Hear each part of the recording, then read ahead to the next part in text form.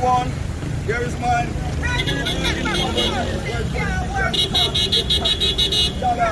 Yes, yes, yes. Here is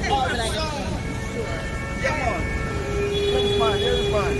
Listen, we are the boss. What you saying, ma'am? We are the boss, you know. I mean, this uncouthness, this is very obscene.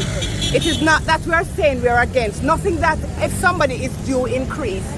I am not against an increase because if I'm working in an organization for over a period of time, I'm expected based on my work ethics, based on my working over a period of time, I'm expected to get an increase. But the magnitude of the increase is what pressures and bothers us. You have to understand, they are the servant for us, the people. And we must understand that 300%, that is uncalled for, that is obscene, that is the height of wickedness. When you look, I was coming in from my house, and when I look at the little helper, them I go up the road and the sweater drop off of them face.